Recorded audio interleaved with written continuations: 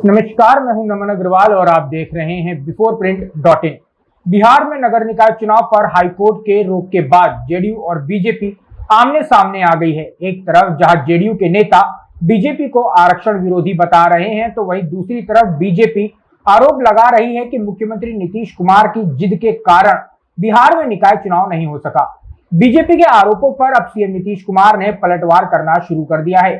CM Nitish Kumar ने कहा है कि जब बिहार में आरक्षण का कानून बना उस वक्त बीजेपी भी सरकार में थी और सभी दलों से बातचीत के बाद ही सरकार ने फैसला लिया था। उन्होंने सम्राट चौधरी पर निशाना साधते हुए कहा कि बीजेपी एक लड़का को लेकर रखी है जो इन दिनों अनाप शनाप बयानबाजी करते रहता है। वह भूल गया है कि उसके पिता को हमने सम्मान देने का काम किया था। जिन लोगों के लिए हमने बहुत कुछ किया वे आज उसे भूल गए हैं। मुख्यमंत्री नीतीश कुमार ने कहा कि निकाय चुनाव को लेकर बीजेपी के लोग जो आरोप लगा रहे हैं वह बिल्कुल गलत है।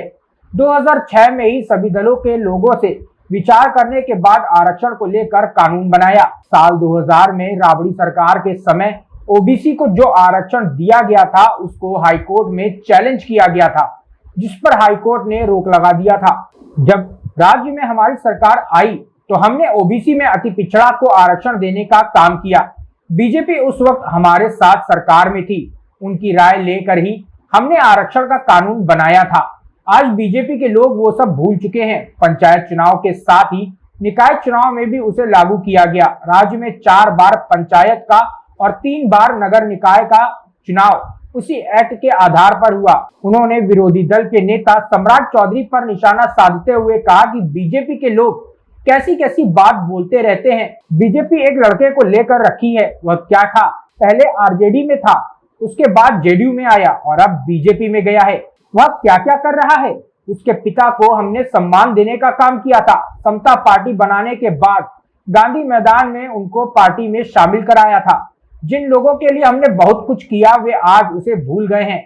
क्या क्या बोलते रहते हैं, हमको समझ नहीं आता। बीजेपी में कुछ लोग इसीलिए बोलते रहते हैं कि उनकी पब्लिसिटी होगी। वहीं उन्होंने सुशील मोदी को घेरते हुए कहा कि जब सरकार ने आरक्षण का कानून बनाया था तो सुशील मोदी न सिर्फ डिप्टी सीएम थे बल्कि उस समय विभाग के मंत्री भी थे। एक बार आप भी सुन लीजिए कि क्या कुछ बोले हैं Nitish Kumar. Sir, local body चुनाव जब से कैंसिल हुए हैं, बीजेपी कह रही है कि आपकी फेल्योर है। गलत बोल रहा है। आप जरा बीजेपी के लोगों से पूछ लीजिए कि जब हम लोगों ने 2006 में सब पार्टी के लोगों से विचार करके और जो कानून बनाया, और आपको मालूम है ना कि 2000 में जो सरकार थी तो उस समय की सरकार ने जो इनकी माताजी की मुख्यमंत्री थी तो वो आप समझ लीजिए कि उस समय जो बनाया था सभी ओबीसी के लिए जो उन लोगों ने आरक्षण दिया था तो उसी को चैलेंज किया गया था और हाई कोर्ट ने दे दिया था। ओबीसी में खास करके कुछ जातियों के बारे में बता करके कि इनकी इतना है, लोग जितना ही है, क्या मतलब है इसका, इसको लेकर के वो रुक गया। और उस समय की सरकार गई सुप्रीम कोर्ट में। जब 2005 में हम लोग आ गए तो हम लोगों ने कहा कि भाई ये हाई कोर्ट का फैसला हम लोग वहां से वापस करेंगे और जितने लोग हैं ओबीसी में हम ईबीसी का अति पिछड़े वर्ग का करेंगे। और सबकी राय से हम लोगों ने किया है, कोई हम लोगों का व्यक्तिगत नहीं है। अब जान लीजिए जरा सा, उस समय बीजेपी साथ था ना। अब बीजेपी के लोग भूल गए हैं कि सबसे राय लेकर के और ईबीसी का किया गया। अब तो जब ईबीसी का किया गया और उसके बाद हम लोगों ने पंचायत का कराया और अगले साल 2007 में वही लागू किया नगर निकायों के लिए, वो भी लागू हुआ। और आप जानते हैं कितनी बड़ी संख्या में हम लोगों के कानून को चैलेंज किया था लोग जाके हाई कोर्ट में। हाई कोर्ट ने रिजेक्ट किया, लोग सुप्रीम कोर्ट गए, उसको रिजेक्ट किया। तो ये सोच लीजिए कि 4 बार पंचायत चुनाव का और 3 बार नगर निकायों का चुनाव हो गया। तो बिहार का जो कुछ भी है, और एक बात और जान लीजिए, बिहार में जो ओबीसी और ईबीसी की बात है कोई आज की बात है। सबसे पुराना 1978 की बात है। जननायक कर्पूरी ठाकुर जी मुख्यमंत्री थे, उस समय ये काम किया हुआ है। आप जरा सोच लीजिए, आज की बात है। कोई आज कोई राज्य की सरकार कर रही है तो उससे इसका क्या मतलब है? यहां पर तो पहले से लागू है, 1978 से लागू है। और उसके बाद जो कुछ भी कहा हम लोगों ने बना दिया, और जो कुछ हाईकोर्ट का एक फैसला हुआ था और उसके चलते हम लोगों ने ओबीसी में सिर्फ ईबीसी को कर दिया और उसको सब ने मान्यता दे दी। तो अब बिहार में कोई दूसरी चीज की क्या जरूरत है, मुझको समझ में नहीं आता है। और हमको तो आश्चर्य लगता है, नगर निकाय का किसको कीमत है। हम तो बोलते रहते हैं कि इनको रोज बोलना है इसलिए कि दिल्ली वाला कुछ उनको मदद कर दे। अब सोच लीजिए मंत्री कौन थे, याद करिए ना 2006 में और 7 में। अब बताइए ये सब काम किया गया, और जब वो साथ थे सब उन्हीं को ये डिपार्टमेंट मिला हुआ था नगर निकाय का, और तब आज ये सब बात क्यों कर रहे हैं। और जो चुनाव हुआ है ये बताइए, तो हो गया 5 साल पूरा, और उसके बाद चुनाव देर हो रहा था, तो हमने कहा कि भाई 5 साल पूरा हो गया तो काहे नहीं चुनाव होता है, चुनाव होना चाहिए। तो चुनाव शुरू उसके बारे में शुरू हुआ, लेकिन कौन सी बात हो रही है, हमको तो बहुत ही आश्चर्यजनक है। आप जान लीजिए कि बिहार का जो हुआ है ओबीसी और ईबीसी, ये आज का नहीं, याद रखिए 1978 का है। और उसके बाद हम पर आरोप लगाता है कि और लोगों का जो अप्लाई करता है तो कुछ लोगों को उसमें शामिल होने वाली बात। और आप जानते हैं ईबीसी में सब में तो यहां तो माइनॉरिटी के लोग भी शामिल हैं, सब लोग शामिल हैं, तो सारे लोग हैं। और ये इतने दिन से चल रहा है, आज तक कोई गलत चीज नहीं है, और ऑल ऑफ ए सडन अभी हुआ है। तो अभी तो हमारे यहां से फिर एक बार अनुरोध करेगा कि भाई देख लीजिए, ये तो पुराना पहले का है, वहां पर तो कोई नया चीज लागू नहीं है।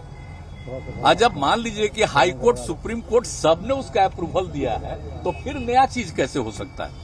लेकिन लोग क्या करते हैं भाई, इसका मतलब है कि ये लोग सब ओबीसी के खिलाफ हो गए हैं क्या, अति पिछड़ों के खिलाफ हो गए हैं, जो कुछ कुछ बोलते रहते हैं। आश्चर्य है। मैं आप लोगों से प्रार्थना करूंगा कि कब बना ओबीसी और ईबीसी, 1978 और 2006 में से शुरू किया गया, और 2007 में नगर निकाय के लिए भी हुआ। सब पार्टी से मीटिंग करके राय लेकर के और जो ये काम किया गया, और उस समय विभाग उनका था, और जो कुछ भी किया गया है, और 4 बार चुनाव हो गया पंचायत का, और 3 बार नगर निकायों का चुनाव हो गया। इसके बाद इसके बारे में कुछ बोलना मुझको तो आश्चर्य होता है।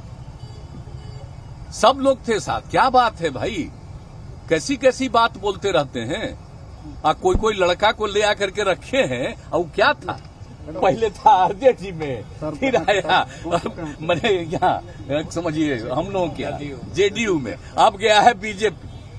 ये क्या कर रहा है। और उसके पिता को कौन इज्जत दिया था, हम ही लोग न दिए थे जी। जो समता पार्टी बना था उसी में ना, यही ना गांधी मैदान में जिस दिन नामकरण किए थे समता पार्टी, और उसी दिन इंडिपेंडेंट थे यहाँ शामिल कराए थे। आप जरा सोच लीजिए, सब लोगों के लिए जिसके लिए बहुत कुछ हम किए हैं उसको भूल जाता है, और ये सब बात करता रहता, क्या क्या बोलता रहता, हमको समझ में नहीं आता। लेकिन कुछ लोग बोलते रहते होंगे इस सोच करके कि हम बोलते रहेंगे, खूब पब्लिसिटी होगी, तो आप लोगों को भी हम क्या कर सकते हैं। आप लोगों पर भी नियंत्रण केंद्र सरकार का हो गया है, आप थोड़ा बहुत मेरा छाप दीजिएगा एक बार, लेकिन बाकी जो है कुछ करवे नहीं करिएगा, उसका एक तरफा चलता रहेगा। आपका भी मजबूरी है, क्या करेंगे। तो सुशील मोदी, लेकिन आपकी मजबूरी नहीं, आप गलती नहीं करते हैं, लेकिन चूंकि आप पर नियंत्रण कर लिया है ऊपर से, इसलिए तो और क्या। तो सुशील मोदी कहते हैं कि आपकी जीत के कारण ये हुआ है, जो अति पिछड़ा। अब आप सोच लीजिए, श्री सुशील मोदी जी से कहिए कि जब ये किया गया तो आप उप मुख्यमंत्री ही नहीं थे, इस विभाग के भी थे, भूल गए। और हम लोग तो आपसे आग्रह करेंगे, आप अपने अखबारों का पुराना चीज निकाल के देख लीजिए, तब पता चल जाएगा इन लोगों को। हाँ, हम जाएंगे, हमको देखना है,